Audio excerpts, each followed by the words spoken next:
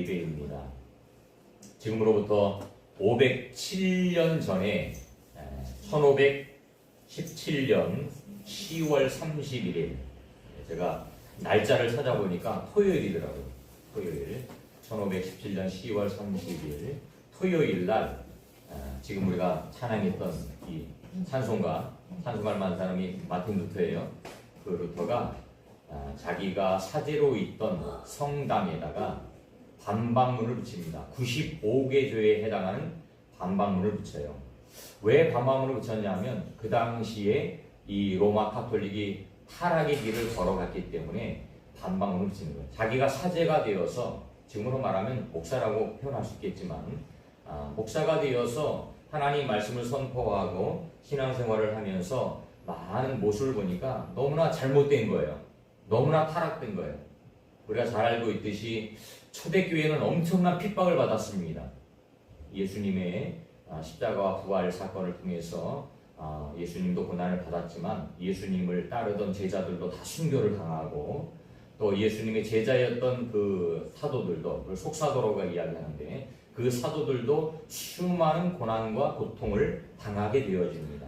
그러면서 기독교는 엄청난 핍박을 받았지요. 그래서 지하에 들어가서 숨어 살기도 하고 우리가 로마에 가게 되면 원형 경기장에서 수많은 기독교인들이 사자에 물려 죽고 또 핍박을 당하는 그런 일들을 겪게 되었습니다. 하지만 하나님께서는 기독교를 다시 한번 축복해 주셔서 323년에 이 기독교가 로마의 국교가 되어져요. 로마가 국교 되어집니다. 그런데 이제 문제는 그때부터 시작되는 거예요. 기독교가 로마의 국교가 되어지면서 이제 기독교의 힘이 쓰여집니다. 강하게 되어지는 거예요. 그 당시에는 이제 기독교의 최고의 수장들을 교황이라고 불렀는데, 지금 이제 로마 카톨릭이죠. 교황이라고 불렀는데, 이 교황들이 권위가 엄청나게 세지는 거예요. 나라를 다스리는 왕이 있고, 교회의 최고의 지도자인 교황이 있습니다. 그러면 왕이 권위가 더 세야 돼요. 그렇지 않아요? 왕이 권위가 세야 되는데, 나중에는 교황의 권위가 세지는 거예요. 왕이 교황 앞에 꼼짝을 못하는 거예요. 그래서 여러 가지 어려움을 당하게 되고. 근데 문제는 뭐냐면, 물론 교회가 세지고 강해지는 것은 긍정적인 면이라고 볼 수 있는데, 문제는 뭐냐면 쓰여지다 보니까 타락의 길을 걸어가는 거예요. 타락의 길을 걸어가는 거예요. 그래서 이제 사제들은 원래 결혼 안 하잖아요. 근데 비공식적으로 결혼은 안 하고 비공식적으로 척도를 둬요. 여자들 두는 거예요. 한 명만 두는 게 여러 명을 두는 거예요. 그래서 여기저기에 집을 만들어 놓고 거기 가서 성적인 쾌락을 누리고 또 뿐만 아니고 사제가 되지 않는 사람들, 사제가 될 수 없는 사람들을 사제로 세워요. 돈을 받고 뭐 이런 일들 약간 비일비재하게 많이 벌어지게 됩니다. 또 성당을 짓겠다고 사람들에게 돈을 걷는데 이 헌금이 충당이 안 되는 거예요. 충당이 안 되는 거예요. 그래서 그들이 머릿속으로 계산한 게 뭐냐면 머릿속으로 구사한 게 뭐냐면 면죄부라는 걸 만들어요. 종이를 만들었어요. 면죄부. 그래서 여기다가 자기 죄를 쓰는 거예요. 나는 지난주에 누구를 때린 일이 있습니다. 거짓말을 한 일, 사기친 일이 있습니다. 면죄부를 써서 당신은 얼마를 내야 됩니다. 당신은 사기를 쳤으니까 1,000만 원을 내야 됩니다. 당신은 뭐 했으니까 500만 원을 내야 됩니다. 그 면죄부를 사게 되면 자기 죄가 없어진다는 거예요. 그래서 그걸 가지고 돌아다니면서 순회하면서 지역지역 돌아다니면서 순회하면서 이 면죄부를 팔고 성당 짓는 일을 했던 거지.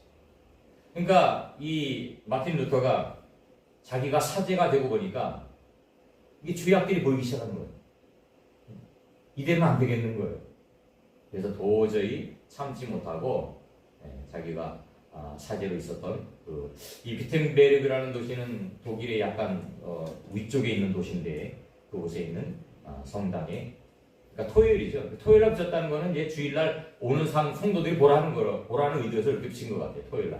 토요일날 붙이면 다음날 주일이니까 사람들이 예배하러 올 거 아니에요. 그럼 그걸 모습을 반박문을 보게 될 테니까 아마 토요일에 붙였지 않을까라는 생각을 해야 되는데 그 성당에 95개 주에 반박문을 붙였습니다. 토론하자는 거죠. 그러고 나서 이게 이제 도화선이 돼서 독일의 바로 옆에 있는 체코, 그 다음에 헝가리, 그 다음에 좀 나가서 이제 프랑스, 좀 더 멀리 가면 영국, 오스트리아, 뭐 이런 나라들에서 이제 이 종교개혁 운동이 불붙기 시작하는 거예요. 그래서 우리가 잘 알고 뭐 쯔빙글리라든지 뭐 칼뱅이라든지 이런 사람들이 이제 실질적으로 종교개혁의 운동을 벌이게 되어집니다. 그래서 이들이 주장한 마틴 루터를 비롯한 이 종교개혁들이 주장한 세 가지가 있어요. 다섯 가지를 뭐 크게는 다섯 가지고 작게는 세 가지인데 첫 번째는 뭐예요? 오직 믿음입니다. 솔라 피데예요. 오직 믿음이다. 돈으로 구원받는 게 아니라는 거예요. 돈을 많이 내서 구원받는 게 아니에요. 그들이 주장하는 게 뭐예요? 돈을 많이 내면 구원받는데요. 절에 가면 그 천도제라는 게 있습니다. 천도제라는 게 있어요. 저희가 이제 여기 오기 전에 주안에 살았는데 주안에 가면 큰 절이 하는데 용화사라는 게 있어요. 용화사가 어떤 절이냐면 천도하는 절이에요.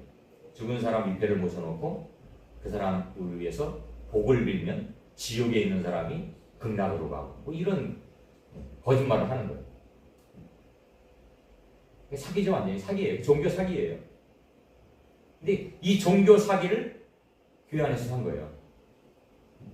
죽은 사람이 헌금을 내게 되면 그 자손들이 헌금을 내게 되면 죽은 사람이 지옥에서 천국으로 간다. 이 사기를 쳐본 거예요. 너무 어이없는 일이지. 그래서 이들이 주장한 게 솔라 피데다. 오직 믿음으로 구원받는다.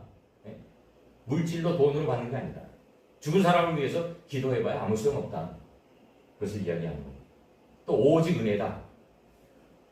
솔라 그라치아. 오직 은혜다.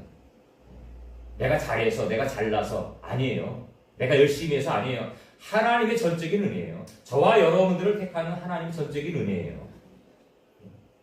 오직 하나님의 은혜다. 세 번째는 솔라 스크립투라. 오직 성경이에요. 성경.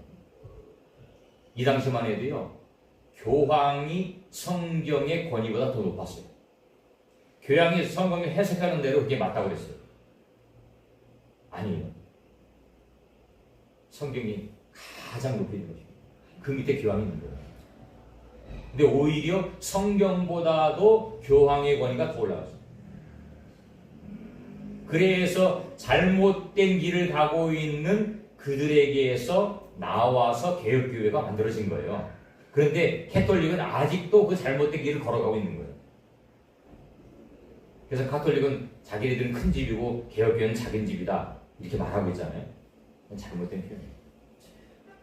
그 사람들은 잘못된 길을 계속 걸어가고 있는 거고 우리는 그 잘못된 길에서 바른 복음으로 나와서 그 길을 걸어가고 있는 거예요. 그래서 우리 가톨릭을 향해서 이단이다 이렇게 표현합니다. 극단적으로 이단이다. 왜? 거기는 종교다원론이에요. 종교다원론이에요. 우리는 오직 예수 그리스도예요. 그렇죠? 우리는 오직 예수님을 통해서만 구원받았어요. 받을 수 있는 거예요. 근데 가톨릭은 안 해요. 예수님도 구원받을 수 있고 예수님을 통해서 구원받을 수 있고 마리아를 통해서 구원받고 제가 그래서 그 표현 하지 말라고 했죠. 성모 마리아라는 표현. 아베 마리아 이런 노래하면 안 된다고 했어요. 아베 마리아라는 건 마리아가 구원자라는 뜻이에요. 마리아여 나를 구원할 수 있는 뜻이에요. 하면 안 돼. 근데 성당에 들어가면 가장 앞에 마리아성이 있어요. 사람들이 거기 들어가면서 인사해요. 인사. 마리아가 물론 예수님을 잉태하고 예수님의 어머니의 사명을 감당했기 때문에 훌륭한 여인인 건 맞아요. 존경받을 만한 여인이에요. 하지만 우리의 경배의 대상은 아니에요. 근데 캐톨릭은 아직도 그 마리아를 숭배하고 있다는 거예요. 마리아뿐만 아니고 뭐 베드로나 바울이나 이런 사람들을 숭배하는 거예요. 그래서 캐톨릭 성당에 들어가면 많은 이 동상들이 있어요. 사도들을 비롯한 많은 동상들이 있어요. 그게 다 숭배의 대상들이에요. 아니, 잘못된 거예요. 그건 오직 성경으로 돌아가요. 근데 지금 507년이 지난 지금 이 시대를 살아가는 저와 여러분들이 살아가는 이 시대도 마찬가지입니다.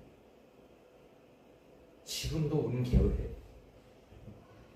아까도 기도하면서 말씀드렸던 오늘 서울에서 이제 대규모 집회가 있습니다. 아마 뉴스에도 아마 나오는 것 같더라고요. 오늘 서울에서 2시부터 5시까지 개신교 집회가 있습니다. 교통 체증이 예상됩니다. 뭐 이렇게 자막에 뜨는 뉴스를 제가 잠깐 봤는데 많이 모였으면 좋겠어요. 많이 모였으면 좋겠어요. 그래서 이번 기회에 한국교회의 어떤 단합된 모습을 한번 보여줘야 돼요. 한번 보여줘야 돼요. 그래서 정치하는 사람들이나 이런 사람들이 이 교회를 무시하지 못해요. 얼마나 야가 빠진지 알아요. 선거 때 되면요, 교회 와서 다 인사해요. 자기 어느 교회 집사다, 어느 교회 뭐 다닌다, 다 인사해요. 선거 끝나고 나면요, 완전히 딴 사람. 근데 교인들은 그걸 또 속도 찍어줘요. 저 사람 교회 다닌다고. 아니, 그거 속으면 안 돼요. 그거 속으면 안 돼요. 교회만 다니는 거예요. 교회만 다니는 거예요. 이 안타까운 시대에 저와 여러분들이 다시 한번 깨어서 개혁의 의지를 표현해야 되고 또 우리 수는 하나 개혁해야 됩니다. 개혁하지 않으면 썩는 거예요. 죽는 거예요. 고인물은 썩습니다. 고인물은 썩어. 한국교회가 어떻게 보면 고인물이 될 수 있어요. 지금 엄청난 타락의 길을 걸어가고 있습니다. 제가 아까 507년 전에 캐톨릭의 그 지도자들이나 캐톨릭의 모습에 대해서 비판을 했지만 지금 한국교회 모습도 한국교회의 지도자들의 모습도 별반 차이가 없습니다. 엄청난 타락의 길을 걸어가고 있습니다. 어떻게 보면 그것이 저의 모습일 수도 있고 어떻게 보면 그것이 우리의 모습일 수 있어요. 그들을 지적하고 그들을 탓하는 게 문제가 아니고 내 스스로가 다시 한번 개혁의 길을 걸어가야 된다는 거지. 오늘 말씀을 통해서 함께 우리가 은혜를 나누려고 하는데, 자, 첫 번째로는 말씀을 회복해야 된다는 말씀을 회복. 오늘 말씀은 이사야가 기록한 성경입니다. 그죠? 이사야는 예수님 모시기 전 700년 전에 기록된, 700년 전에 활동했던 선지자인데, 우리가 이사야가 활동했던 시기를 1절에 보면 정확히 기록하고 있는데, 유다 왕 우시야와 요담과 아하스와 히스기야 시대에 아모스의 아들 이사야가 유다와 예루살렘에 관하여 본 계시다. 지금 이 시대적인 배경을 말하고 있는데, 자, 히스기야 시대라고 이야기했어요. 히스기야 시대. 히스기야 시대는 어떤 시대냐면 북이스라엘이 멸망하는 시대예요. 그런데 그 유다를 향해서 예루살렘을 향해서 하나님이 말씀을 선포하는 거예요. 왜? 북이스라엘의 멸망의 모습을 보면서 너희는 그렇게 살지 말라는 거예요.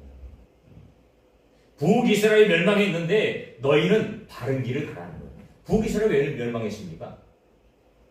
하나님의 뜻대로 살지 않았기 때문에 멸망하는 거예요. 하나님과는 상관없는 삶을 살았기 때문에 멸망하는 거예요. 너희는 그런 길을 가지 말라는 거지. 너희는 다른 길을 가라는 거예요. 그러면서 2절 말씀 보니까 하늘이여 들으라, 땅이여 귀를 기울이라, 여호와께서 말씀하시기를 내가 자식을 양육하였거늘 그들이 나를 뭐 했어요? 거역했대요. 하나님이 이스라엘 백성을 구별하여서 하나님의 백성, 하나님의 자녀로 삼았다는 거예요. 근데 그들은 하나님을 배반했어요. 하나님이 저와 여러분들을 구원하셨어요. 하나님의 자녀로 우리를 구원하셨어요. 근데 우리가 하나님을 배반해서는 안 된다는 거죠. 그러면서 오늘 10절 말씀에 보니까 너희 소돔의 관원들아 여호와의 말씀을 들을지어다. 너희 고모라의 백성아 너 우리 하나님의 법에 귀를 기울여라. 이렇게 말씀합니다. 소돔과 고모라라고 표현, 그들이 하는 소돔과 고모라.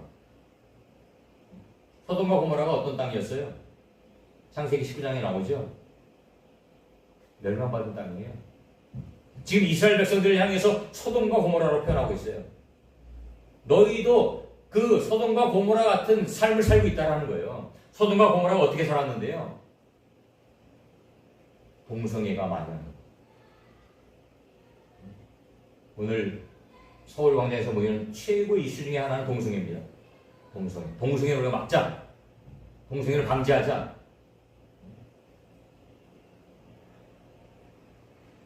이게 바로 소돔과 고모라 속의 모습이에요. 근데 이게 지금 우리 한국교회 모습이에요. 한국교회뿐만 아니고요. 선진국의 많은 나라들이 지금 이 길을 걸어가고 있어요. 너무너무 자연스럽게 걸어가고 있고 너무너무 자연스럽게 세상 속에 이것이 침투하고 있어요. 그래서 이것을 나쁘다고 말하면 그게 죄가 되는 거예요. 당신들 동성애 죄야. 동성애하면 안 돼. 이렇게 말하는 게 죄가 되고 있어요. 그렇게 말하면 고발당해요. 그렇게 말하면 처벌을 받아요. 유럽에서 그러고 있어요. 유럽에서. 지금 미국에서 좀 그런 일들이 벌어지고 있고. 목사님 강도성에서 동성애는 죄입니다. 소돔과 고모라가 동성애 때문에 멸망했습니다. 설교하면 이게 고발 사건이 된다니까요. 고발 당한다니까요. 당했어요. 실제로 당했어요. 그래서 예배를 드리고 있는데 경찰이 와서 목사를 끌고 가. 왜? 그런 설교했다고. 성도가 고발해, 성도가. 누가 고발하겠어요? 성도가 고발하는 거지.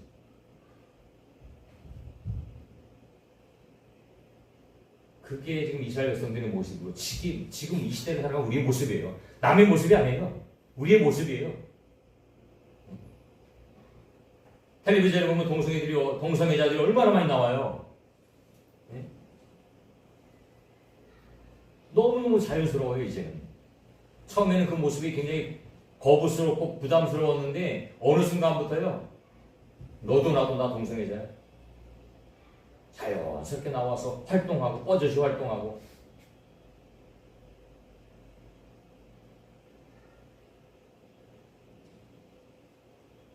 이게 우리의 삶의 모습이라.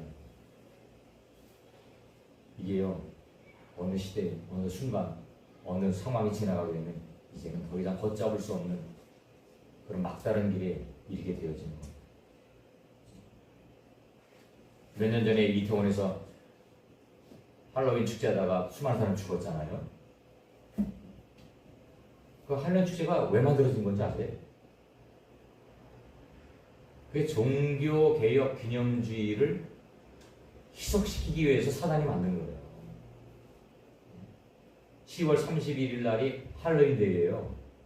그게 종교개혁 기념주의예요. 기념날이에요. 그거를 희석시키기 위해서 할로윈 데이를 만들어서 사람들이 종교개혁 기념주의는 몰라.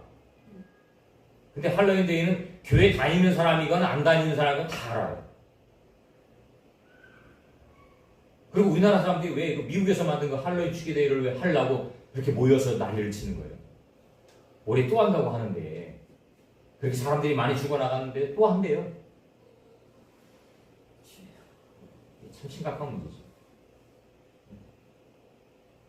귀신 섬기는 건데 쉽게 얘기합니다.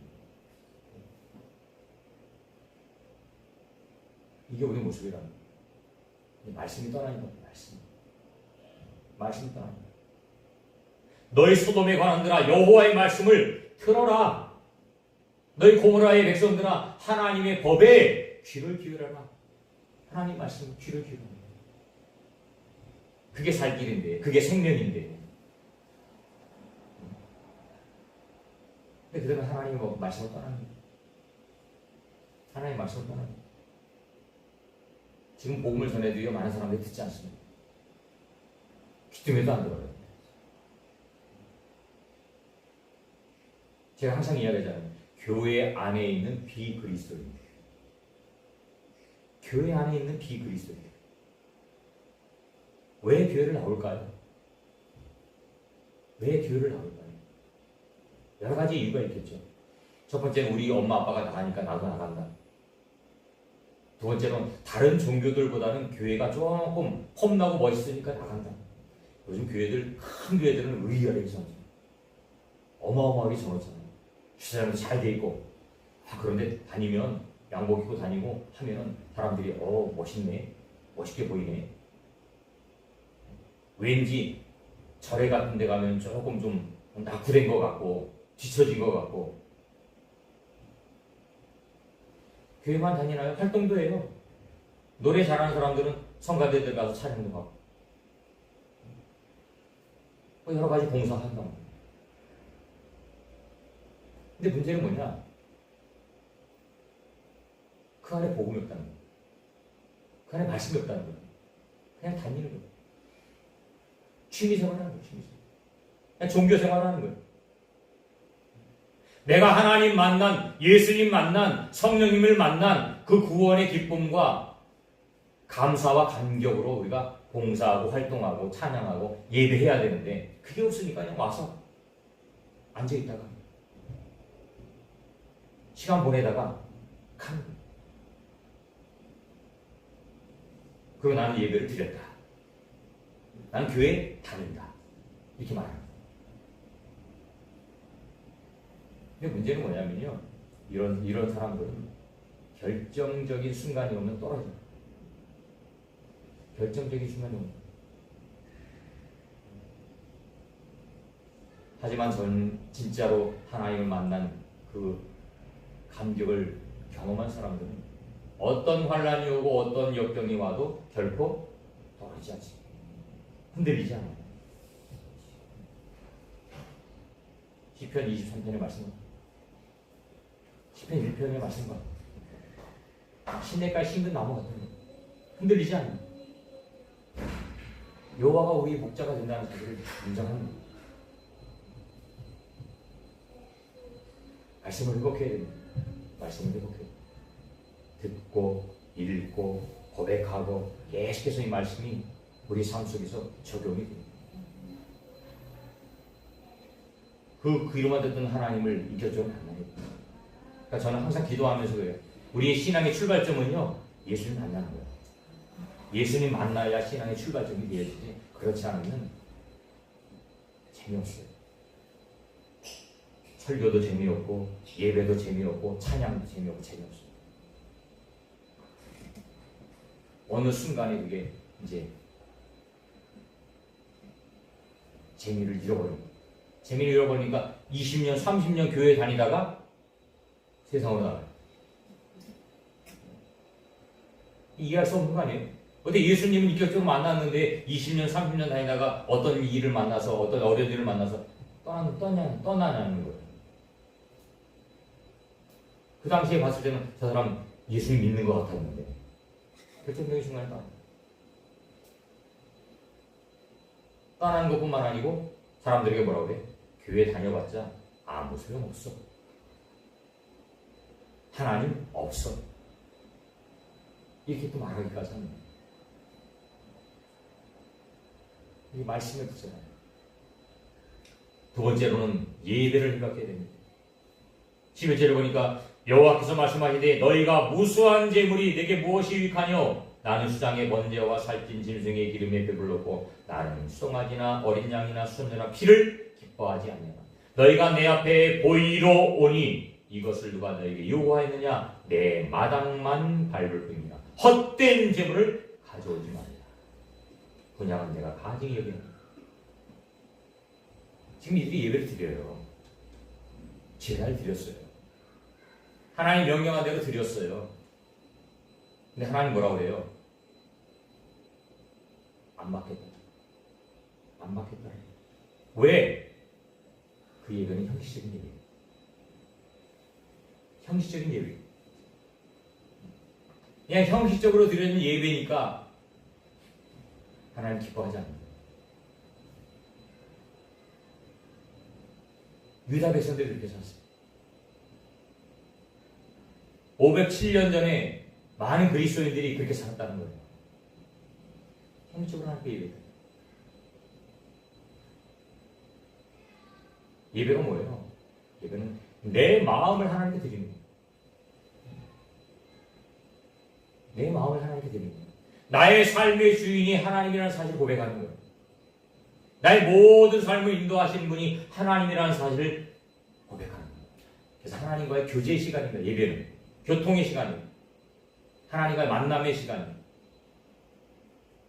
우리 세상에 분주한 일들 많은 일들 이제 내려놓고 주일날은 예배하면서 하나님을 기억하는 거예요. 아, 하나님, 그래. 나의 모든 주체가 되신 분이 하나님이지. 나를 주관하신 분이 하나님이지. 나를 인도하신 분이 하나님이지. 내 앞길의 모든 것들을 주관하신 분이 하나님이지. 그걸 기억하는 거, 인정하는 거예요. 그래, 하나님, 내가 일주일 동안 이렇게 살았는데 다음 일주일 동안은 또 이렇게 살겠습니다. 다짐하고 결단하고. 하지만 내가 살아가면서 내 힘으로 안 되는 것들 많이 있어요. 내 능력으로 안 되는 것들 많이 있어요. 하나님 도와주세요. 우리는 하나님의 자녀니까 마땅히 구할 수 있는 권리가 있잖아요.